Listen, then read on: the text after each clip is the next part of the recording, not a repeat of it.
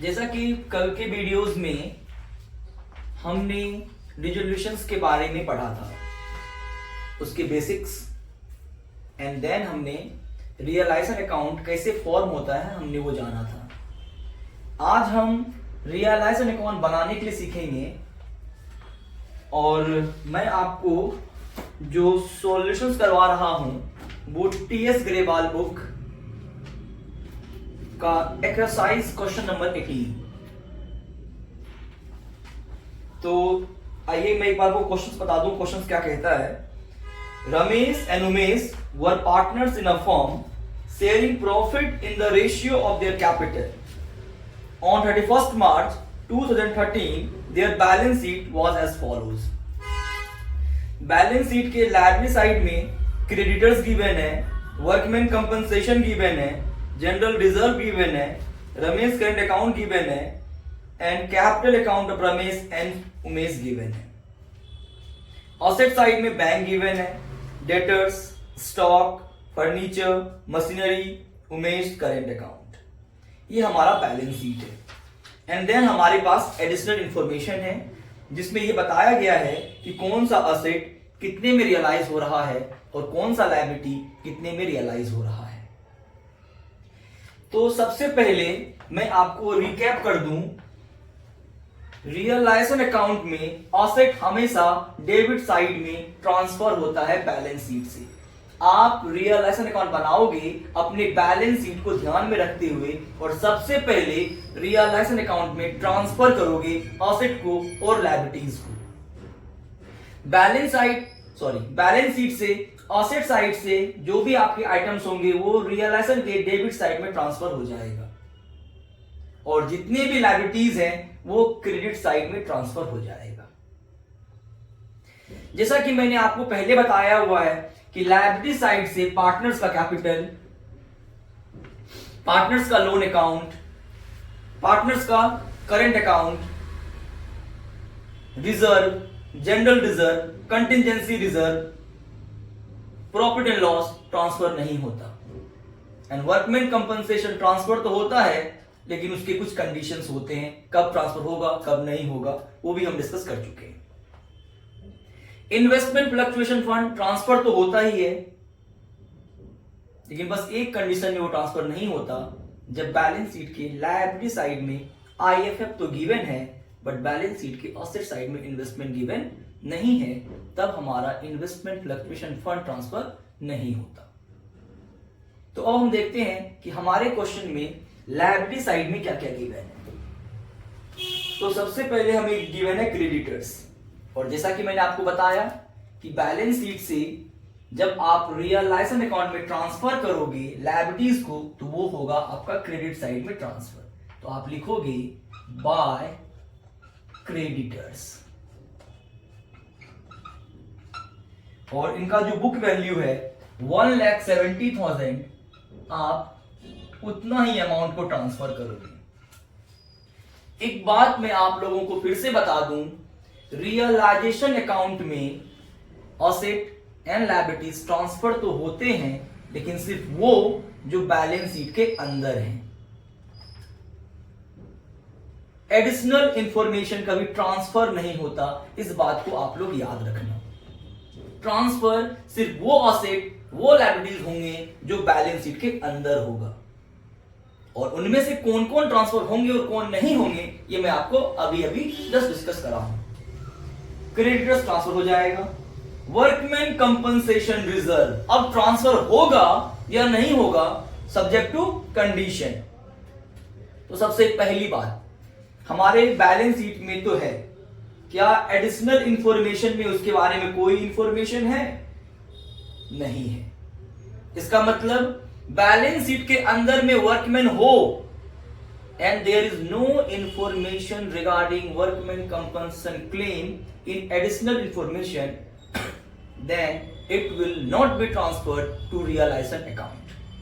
तो इस क्वेश्चन के मुताबिक वर्कमैन कंपनसेशन ट्रांसफर नहीं होगा।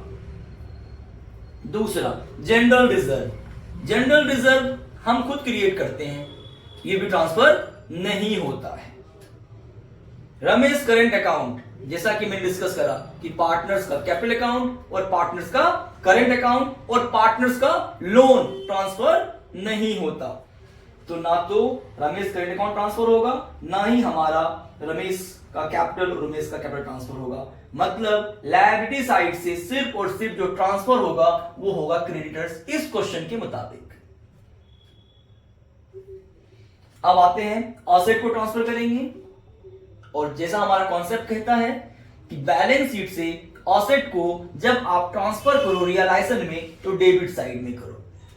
बैंक असेट साइड से ट्रांसफर नहीं होता रियलाइजेशन में। डेटर बिल्कुल होता है, तो हम इसे ट्रांसफर कर देंगे टू डेटर्स। अमाउंट है हमारा 2,40,000, तो हम 2,40,000 पे ट्रांसफर कर देंगे। बुक वैल्यू पे ट्रांसफर होता है जो भी बैलेंस शीट के अंदर अमाउंट होता है। उसके बाद स्टॉक हम ट्रांसफर कर देंगे। स्टॉक है हमारा 1,30,000 का, हम 1,30,000 में ट्रांसफर कर देंगे।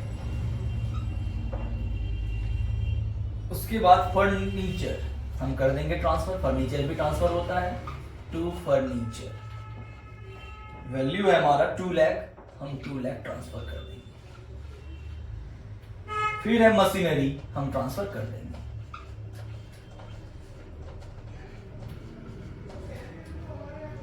और वो है हमारा 9,30,000, तो हम 9,30,000 ट्रांसफर कर देंगे। फिर से हमें दिया है उमेश करंट अकाउंट, वो ट्रांसफर नहीं होता। तो इस क्वेश्चन के मुताबिक लायबिलिटी साइड से सिर्फ क्रेडिटर्स ट्रांसफर होंगे, बाकी का रूल कहता है कि वो रियलाइजेशन ट्रांसफर नहीं होता।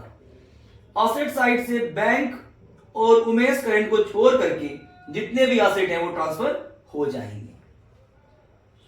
मैं एक बार फिर से आपको याद दिला दूं, रियलाइजेशन अकाउंट जब आप बनाते हो तो बैलेंस शीट के अंदर में जो होता है असेट एंड लायबिलिटीज, पहले उनको ट्रांसफर किया जाता है। लायबिलिटीज ट्रांसफर होते हैं credit side of realisation, asset transfer होते हैं डेबिट साइड ऑफ रियलाइजेशन।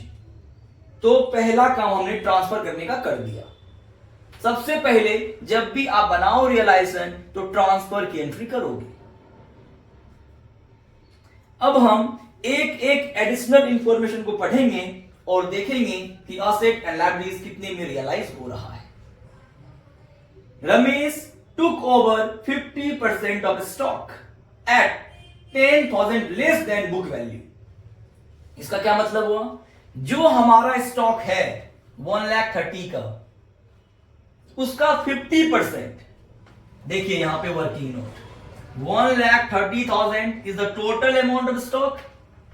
इसका 50% मीन्स 1/2, दैट इज 65,000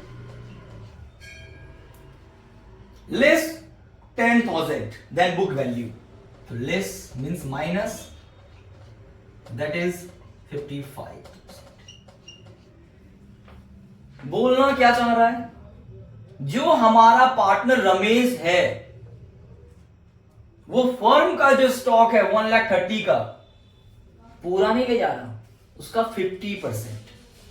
तो 1,30,000 का 50% 65। वो 65 का बुक वैल्यू है, 65 में नहीं लेके जा रहा, 10,000 कम में। तो 10,000 को माइनस करो, मतलब सिंपल लैंग्वेज में बोलूं तो जितना स्टॉक है उसका आधा 10,000 कम, मतलब 65,000 का स्टॉक वो 55,000 में लेके जा रहा है। ये स्टेटमेंट यही कहता है। और मैं आपको याद दिलाऊं, जब भी कोई एसेट रियलाइज होगा तो वो क्रेडिट साइड ऑफ रियलाइजेशन। जब भी कोई एसेट रियलाइज होगा credit side of the realisation. और दूसरी बात ये याद रखेंगे, पेपर के में गलती ना हो, जो जिधर ट्रांसफर करते हो रियलाइज उधर नहीं करते। हमने एसेट को ट्रांसफर इधर किया है, रियलाइज इधर होगा। रमेश लेके जा रहा है इसलिए हम लिखेंगे बाय रमेश कैपिटल अकाउंट, तो ब्रैकेट में लिख देना आप स्टॉक।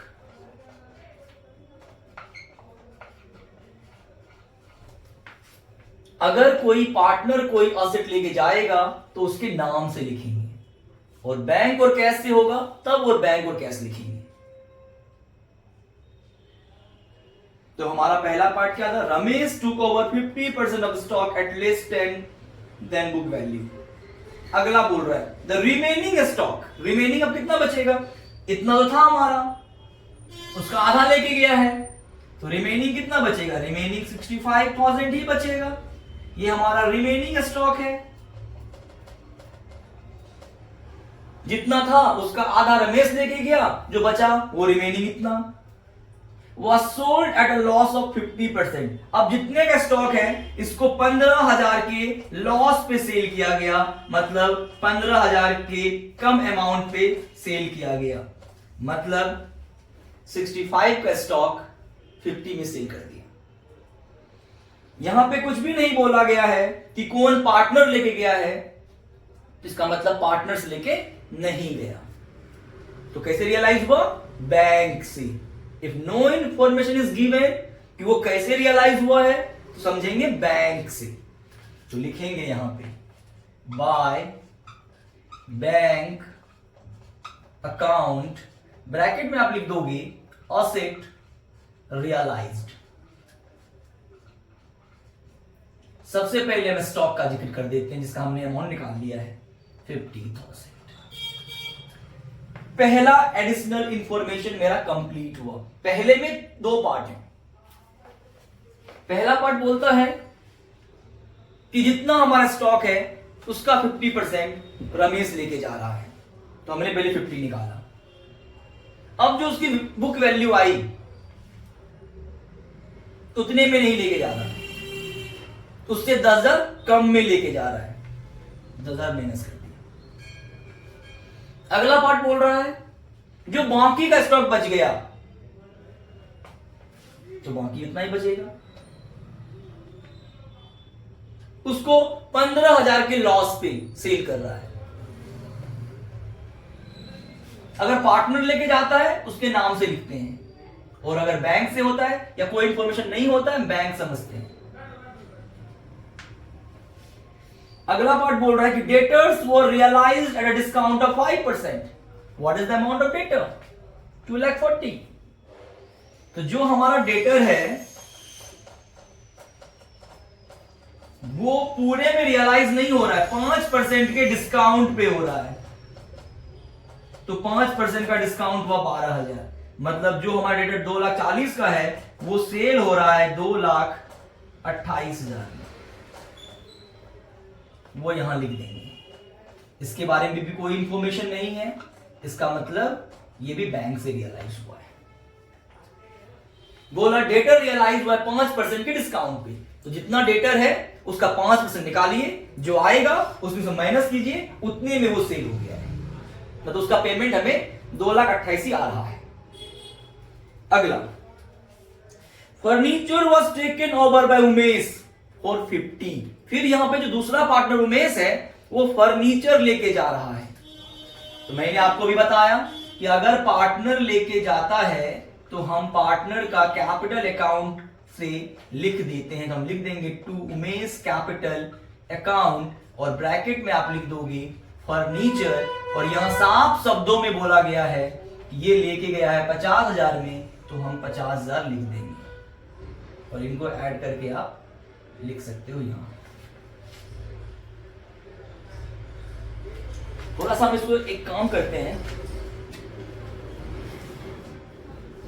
क्योंकि बैंक वाला और भी इंफॉर्मेशन हो सकता है, तो इसके लिए थोड़ा जगह छोड़ देते हैं, और हम लिखते हैं बाय उमेश कैपिटल फर्नीचर 50,000। इसी में अगला पार्ट कहता है कि मशीनरी वॉज सोल्ड फॉर 4,50,000। तो मशीन कितने में सेल हुआ है?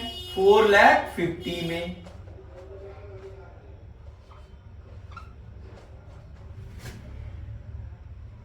जब कोई इंफॉर्मेशन नहीं है मतलब बैंक से हुआ। अब हमारा ये भी हो गया, इनको ऐड करके हम यहां लिख देंगे 5 लाख 7 लाख 5 लाख 7 लाख 28, इनको ऐड करके लिखिए।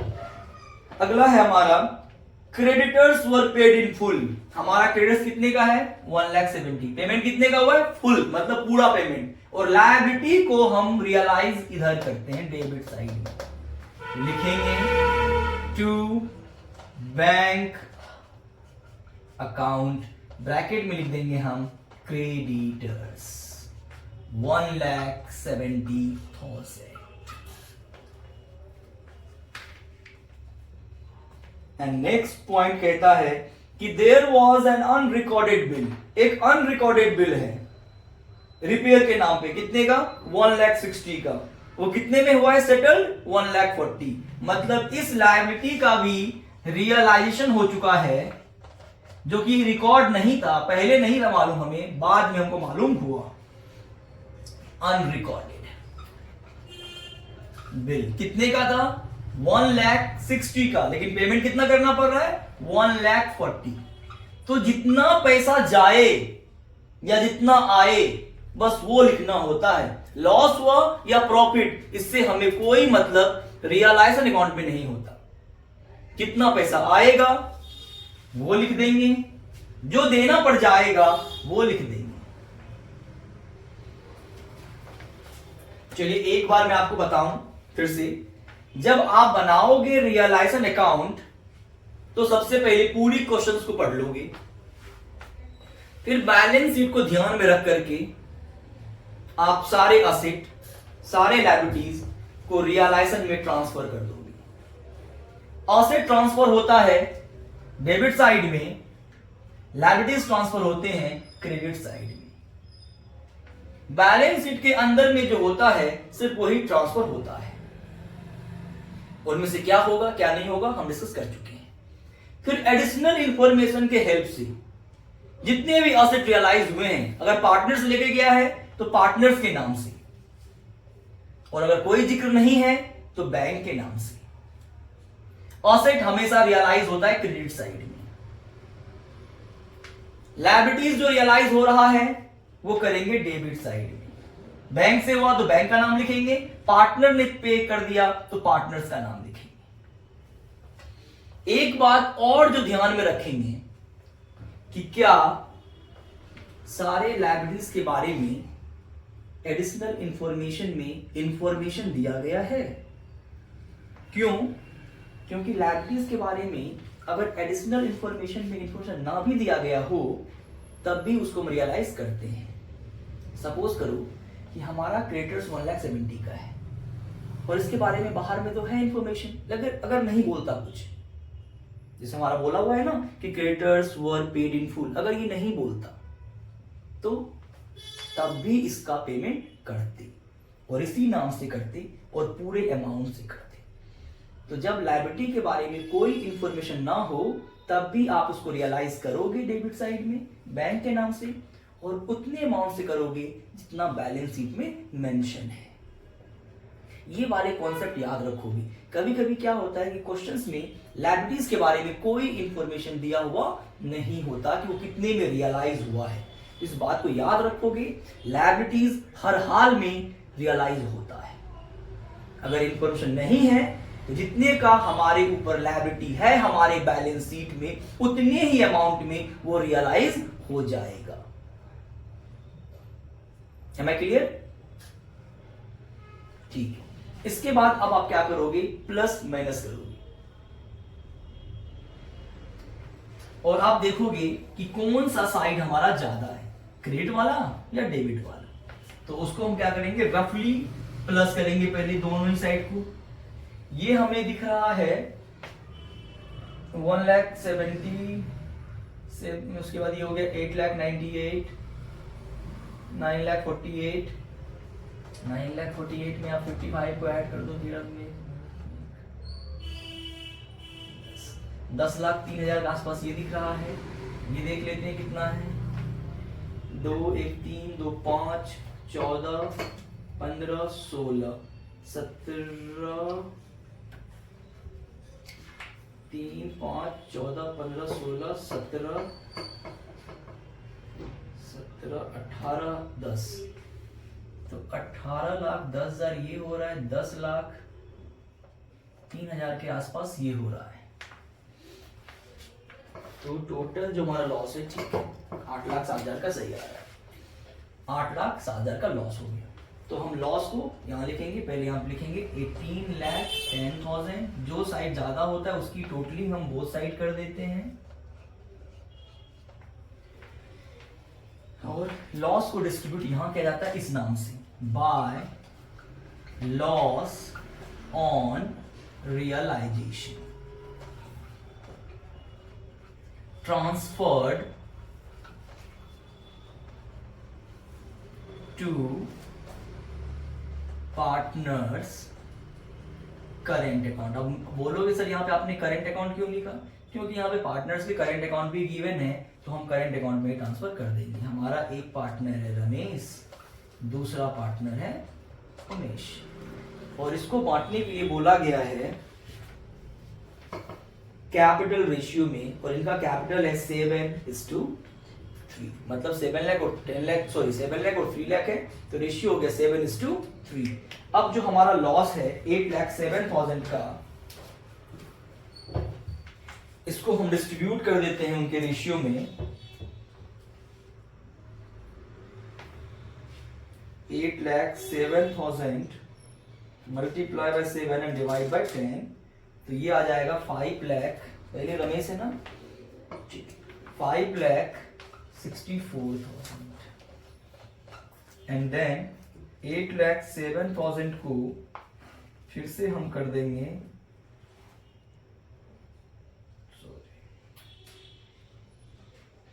8,07,000 into 7 divided by 10, 5,64,900, और ये हो जाएगा 8,07,000 into 3 divided by 10, ये हो जाएगा 2,42,100, टोटल हो जाएगा 8,07,000। इस तरीके से हमारा रियलाइजेशन अकाउंट कंप्लीट हुआ। ये हमारा वर्किंग नोट था। तो एक बार मैं फटाफट रिकैप कर देता हूं।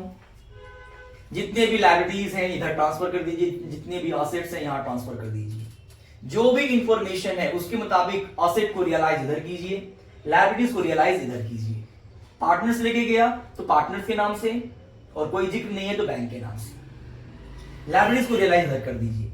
अगर लायबिलिटी के बारे में कोई इंफॉर्मेशन नहीं गिवन है तो कितने में रियलाइज हुआ है, तो बैलेंस शीट में जितना होगा उतने में रियलाइज हो जाएगा। फिर आप रफली प्लस माइनस करो, देखो डेबिट साइड ज्यादा है या क्रेडिट साइड ज्यादा है। जो भी ज्यादा साइड होगा पहले उसका अमाउंट यहां पे लिखिए। अगर ये साइड ज्यादा है तो हमारा होगा प्रॉफिट, और अगर ये साइड तो हमारा होगा लॉस। प्रॉफिट हो या loss, it will be distributed among partners in old ratio. लेकिन यहां पे बोला गया है कि कैपिटल रेशियो में करो डिस्ट्रीब्यूट, इसलिए मैंने उनके कैपिटल रेशियो में डिस्ट्रीब्यूट कर दिया। अगली वीडियोस में हम फर्दर आएंगे। Thank you so much.